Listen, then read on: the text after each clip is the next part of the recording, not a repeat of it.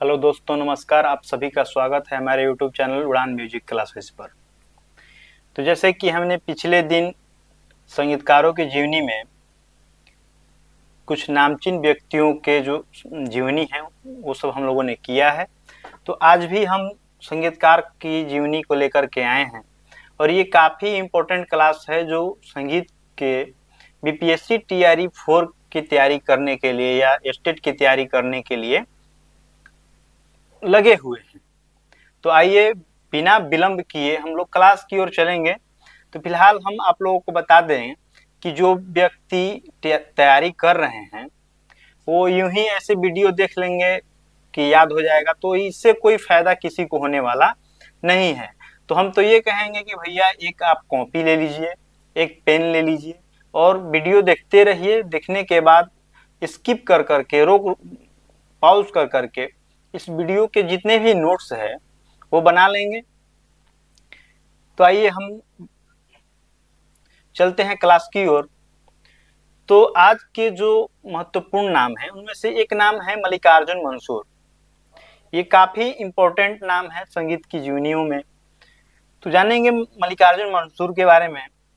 तो मल्लिकार्जुन मंसूर का जो जन्म है ये 1910 ईस्वी में कर्नाटक के धारवाड़ से 5 किलोमीटर दूर एक मंसूर गांव है वहीं पे हुआ था। इनके पिता का जो नाम है ये भीमा रायप्पा और इनके जो गुरु हो जाएंगे ये पंडित नीलकंठ बुआ। पंडित नीलकंठ बुआ के बारे में भी हम लोग जानेंगे। इनकी मृत्यु जो है 1992 ईस्वी को हुई थी। इनका पहला कार्यक्रम, मल्लिकार्जुन मंसूर का पहला कार्यक्रम जो है मुंबई के गणेश उत्सव संगीत में कार्यक्रम इनका पहला हुआ। जैसे कि गणेश पूजा जो मुंबई में मनता है, आप लोग जानते हैं कि काफी धूमधाम से मनता है। तो मल्लिकार्जुन मंसूर का पहला कार्यक्रम मुंबई के गणेश उत्सव में इनका संगीतिक कार्यक्रम जो हुआ। ये मूलतः जयपुर अतरौली घराने में ख्याल शैली के भारतीय शास्त्रीय गायक थे। इनका जो घराना हो जाएगा, कहीं क्वेश्चन अगर पूछ दे कि आपको कि जयपुर अतरौली मल्लिकार्जुन मंसूर जो हैं ये किस घराने से संबंध रखते हैं, तो मल्लिकार्जुन मंसूर जो हैं ये जयपुर के अतरौली घराने से संबंध रखते हैं।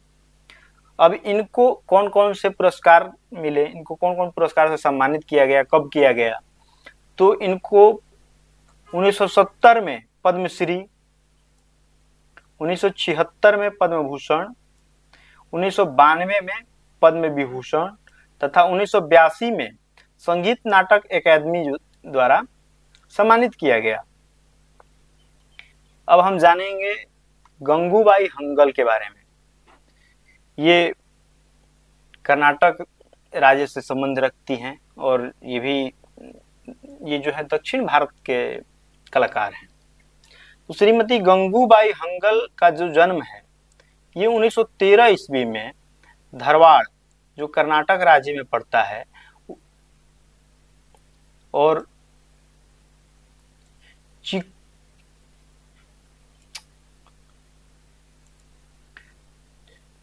चिकुरोको नादिगर नामक एक गांव है वहीं पे हुआ था। इनके गुरु जो हैं सवाई गंधर्व हो जाएंगे। इनकी मृत्यु 2009 में हुबली कर्नाटक में हुआ था। गंगूबाई हंगल जो है ये किराना घराने के प्रसिद्ध गायिका थी। भले ही इनका जो जन्म है कर्नाटक में हुआ, लेकिन इनका जो घराना है ये किराना घराना है। 1962 में इनको कर्नाटक संगीत नृत्य अकादमी द्वारा पुरस्कार दिया गया। 1971 में पद्म भूषण और 2002 में पद्म विभूषण द्वारा सम्मानित किया गया। इनको 1973 में संगीत नाटक अकादमी द्वारा सम्मानित किया गया। तो श्रीमती गंगूबाई हंगल का जो जन्म है 1913 ईस्वी में और मृत्यु 2009 में। अब इनको 1962 में कर्नाटक संगीत नृत्य अकादमी जो है उसके द्वारा पुरस्कार दिया गया। 1971 में इनको पद्म भूषण और 2002 में पद्म विभूषण और 1973 में इनको संगीत नाटक अकादमी द्वारा सम्मानित किया गया।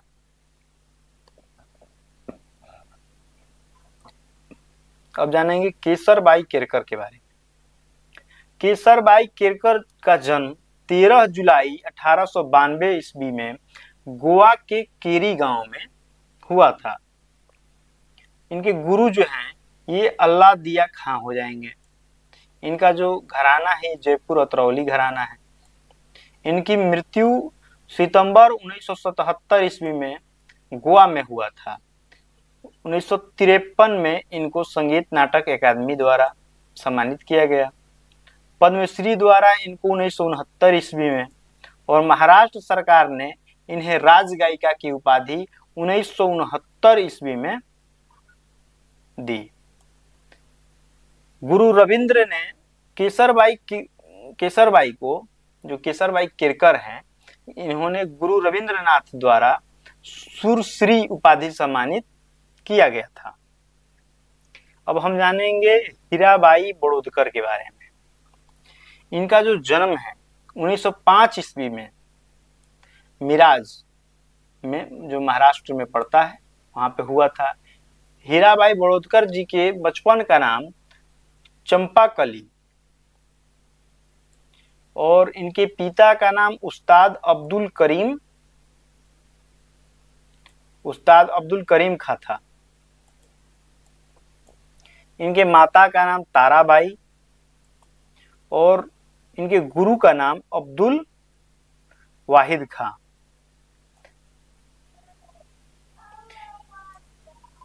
इनकी मृत्यु जो है 1979 ईस्वी को मुंबई में हुआ था। इनका जो घराना है किराना घराना है। 1965 ईस्वी में इनको संगीत नाटक अकादमी पुरस्कार सम्मानित किया गया। 1970 ईस्वी में इनको पद्म भूषण से सम्मानित किया गया और 15 अगस्त 1947 में दिल्ली के लाल किले में राष्ट्रगीत वंदे मातरम गाने के लिए इन्हें चुना गया था। जैसा कि आप जानते हैं कि 15 अगस्त 1947 के दिन ही शहनाई वादन करने के लिए हमारे बिस्मिल्लाह खां को चुना गया था, वैसे ही इनको राष्ट्रगीत गाने के लिए 15 अगस्त 1947 को, जब देश आजाद हुआ था, उस दिन इनको वंदे मातरम गाने के लिए, राष्ट्रगीत गाने के लिए चुना गया था। अब हम जानेंगे सिद्धेश्वरी देवी जी के बारे में। तो आप, ये क्वेश्चन बहुत इंपॉर्टेंट है कि 15 अगस्त 1947 को भारतीय राष्ट्रीय गीत गाने के लिए किसको चुना गया था। तो ये हीराबाई बड़ौदकर जी हो जाएंगे। और ये नहीं पूछेगा तो ये पूछ देगा कि शहनाई वादन करने के लिए किसको चुना गया था, या तो इन आप लोग जरूर नोट करेंगे। इसीलिए मैं बार बार कह रहा हूं कि आप एक कॉपी और एक पेन ले करके क्लास का नोट्स जरूर बनाएंगे। अब हम जानेंगे सिद्धेश्वरी देवी जी के बारे में। तो इनका जो जन्म है 8 अगस्त 1908 ईस्वी में बनारस में हुआ था। इनके पिता का नाम श्री श्यामा और इनकी माता का नाम श्रीमती चंदा देवी था। इनके गुरु जो हैं वो रजब अली खान और इनायत खान, जो कि लाहौर के हैं, उनसे इन्होंने शिक्षा ली। इनकी मृत्यु 8 मार्च 1977 ईस्वी में दिल्ली में हुआ था। 1966 में इनको पद्मश्री द्वारा और 1973 में रविंद्र भारती विश्वविद्यालय द्वारा डीलिट की उपाधि प्राप्त हुआ। अब हम जानेंगे बेगम अख्तर के बारे में, जिनको मलिकाए गजल, मतलब कि गजल की मलिका के नाम से जाना जाता है। तो बेगम अख्तर जी के बारे में हम जानेंगे। बेगम अख्तर जी के बचपन का नाम अख्तरी बाई फैजाबादी था। इनका जन्म 1914 ईस्वी के उत्तर प्रदेश के फैजाबादी, मतलब जो कि अयोध्या में पड़ता है, वहीं हुआ था। इनके पिता का नाम असगर हुसैन और माता का नाम मुशायरी। गुरु जो हैं इनके इमदाद खां, जो कि पटना के रहने वाले थे, और अता मोहम्मद हुसैन खां, जो कि पटियाला घराने से हैं। इनके गुरु हो जाएंगे इमदाद खां और अता मोहम्मद खां। इनकी मृत्यु 8 नहीं, अक्टूबर 1974 ईस्वी को हुआ था। आप लोग कहीं कोई बुक में अगर मिलेगा इन डेट तो आप लोग नोट कर लेंगे। देखिए, हम बताए थे कि इनको मलिकाए गजल भी कहा जाता था, यहीं पे आ ही गया। इनको मलिकाए गजल भी कहा जाता था, माने किसको, बेगम अख्तर जी को मलिकाए गजल कहा जाता था।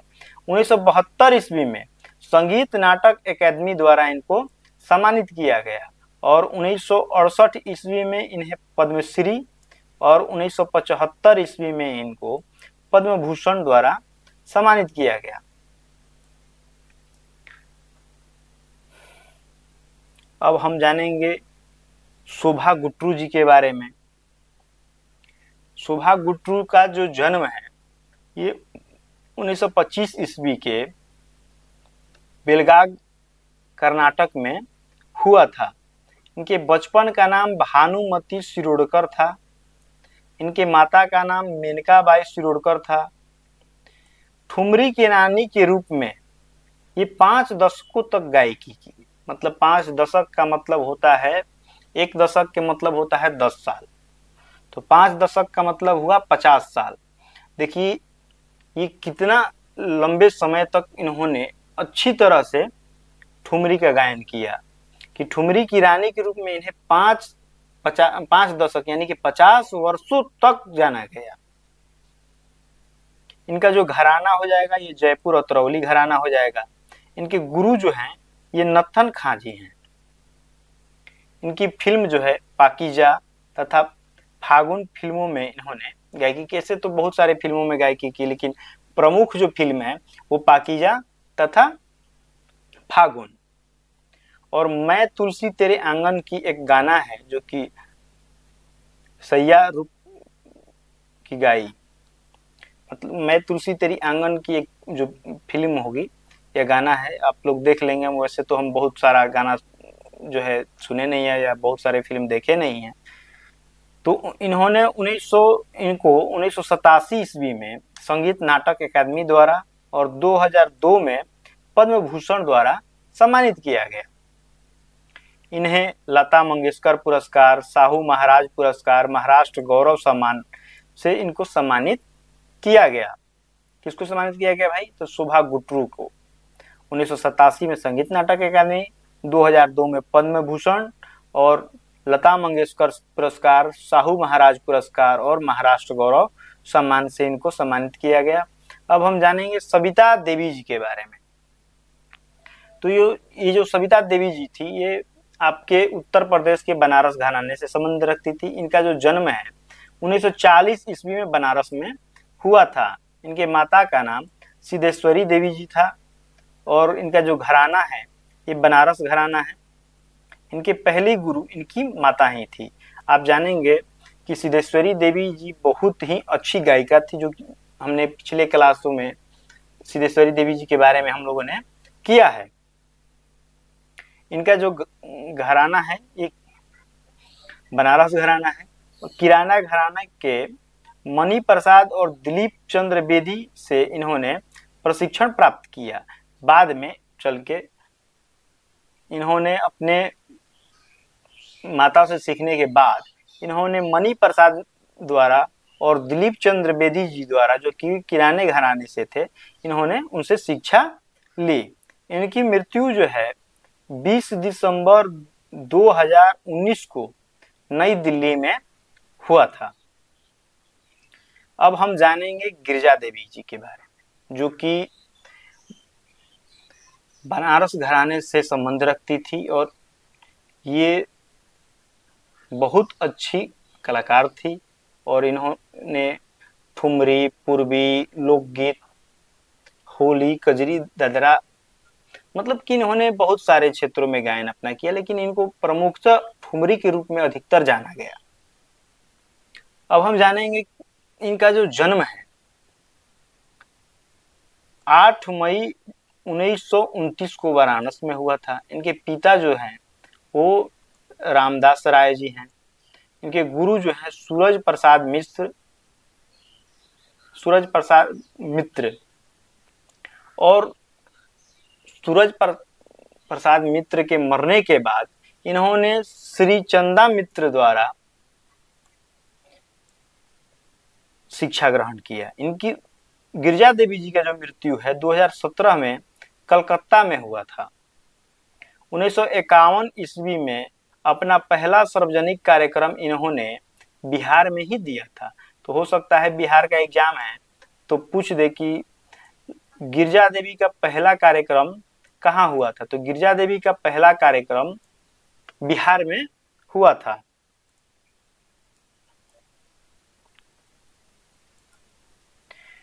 ये ख्याल गायन के साथ साथ ठुमरी, पूर्वी लोकगीत, होरी, कजरी, दादरा के गायन में कुशल थी। इन्हें पद्मश्री 1972 ईस्वी में, संगीत नाटक अकादमी पुरस्कार 1977 ईस्वी में, पद्म भूषण 1979 ईस्वी में और 2010 में इन्हें संगीत नाटक अकादमी फिलोसफी द्वारा और 2016 में इन्हें पद्म भूषण द्वारा सम्मानित किया गया। अब हम जानेंगे मेघू मधुभाई कुंडिकर जी के बारे में। तो इनका जो जन्म है 1904 ईस्वी में पुर्तगाली गोवा के कुद्री गांव में हुआ था। इनके माता का नाम जयश्री और इनके गुरु का नाम इनायत खान था। इन्होंने अलग अलग गायन अलग अलग लोगों द्वारा सीखा। जैसे कि इन्होंने यहाँ पे थोड़ा सा टाइपिंग मिस्टेक है। गजल गुरु जो इनके हो जाएंगे दत्तराम जी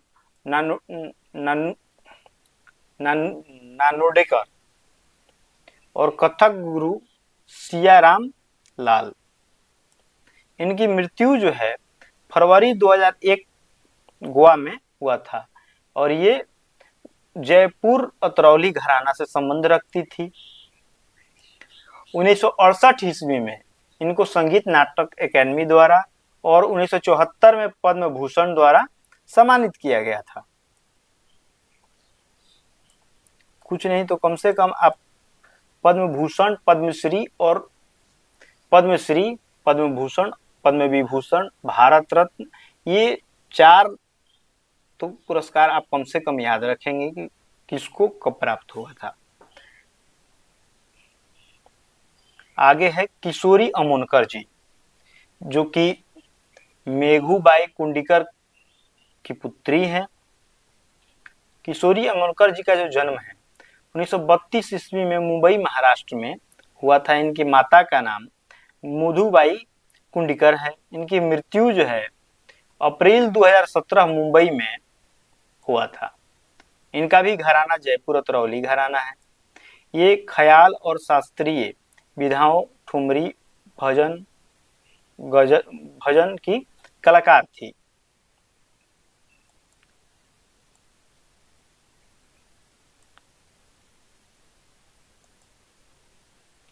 इन्हें 1985 ईस्वी में संगीत नाटक अकादमी द्वारा पुरस्कार दिया गया। संगीत नाटक अकादमी पुरस्कार मिला 1985 में। 1987 में इनको पद्म भूषण और 2002 में पद्म विभूषण द्वारा सम्मानित किया गया। इन्हें 2016 ईस्वी में शास्त्रीय संगीत के लिए MS सुब्बालक्ष्मी पुरस्कार भी प्राप्त हुआ। अब हम जानेंगे पंडित जसराज जी के बारे में।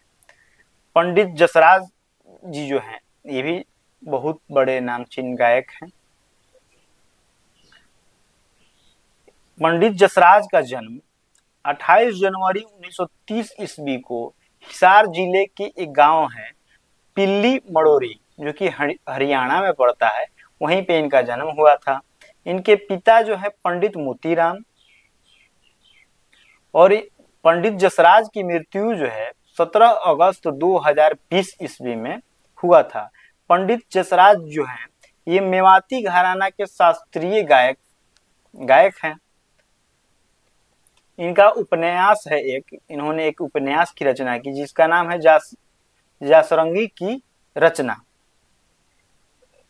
इनको पद्मश्री 1975 ईस्वी में, 1987 ईस्वी में संगीत नाटक अकादमी, 1990 ईस्वी में पद्म भूषण, 2000 में इनको पद्म विभूषण और 2020 में इनको संगीत नाटक अकादमी फिलोसफी और 2008 में स्वाति संगीता पुरस्कार से सम्मानित किया गया। 1975 में पद्मश्री, 1987 में संगीत नाटक अकादमी, 1990 में पद्म भूषण, 2000 में पद्म विभूषण, 2020 में संगीत नाटक अकादमी फिलोसफी, 2008 में स्वाति संगीता पुरस्कार द्वारा सम्मानित किया गया।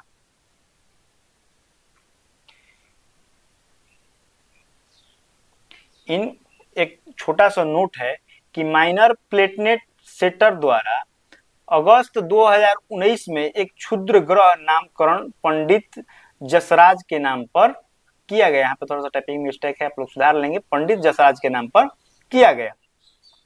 अब हम जानेंगे पंडित रामाश्रय झा के बारे में। पंडित रामाश्रय झा जो हैं ये बिहार से संबंध रखते थे, बिहार के दरभंगा से ये संबंध रखते थे। पंडित रामाश्रय झा का जो जन्म है 11 दिसंबर 1928 ईस्वी को दरभंगा बिहार में हुआ था। इनके पिता का नाम सुखदेव और इनका उपनाम जो है ये रामरंग था। बीएन ठाकुर और उस्ताद हबीब खान इनके गुरु हो जाएंगे।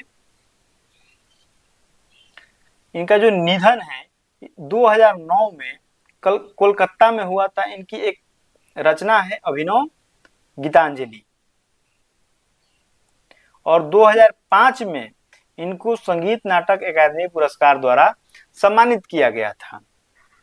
तो आज का जो क्लास है हम यहीं तक रखते हैं। आगे इन जो भी पिछले क्लास में और आज वाले क्लास में हम कराए हैं, अगले क्लास में इन सब संगीतकारों से संबंधित हम क्वेश्चन लेकर के आएंगे, जो आपको हम अगले क्लास में कराएंगे। और जिन लोगों ने भी हमारे चैनल को सब्सक्राइब नहीं किया है वो प्लीज सब्सक्राइब कर लें और बताएं, कमेंट करके बताएं कि हमारा जो क्लास है ये आपको कैसा लग रहा है। जिन बच्चों को बीपीएससी टीआरई 4 का तैयारी करना है वो कम से कम जरूर इसका नोट्स बनाएं। स्टेट वालों के लिए तो बहुत बड़ा टफ एग्जाम होता नहीं है, क्योंकि मात्र 75 नंबर पे पासिंग होता है, तो वो थोड़ा बहुत मेहनत करेंगे तो वो निकल जाते हैं। लेकिन जो टीआरई 4 में है उनको तो भैया कंपटीशन है, तो वो कम से कम बेहद ढंग से तैयारी करें, हम तो यही कहेंगे। और हम तो यही चाहेंगे कि जितने भी हमारे क्लास देख रहे हैं उनका सिलेक्शन जरूर हो। तो आज हम यहीं पे अपना क्लास को रखते हैं। राधे राधे, जय श्री कृष्णा।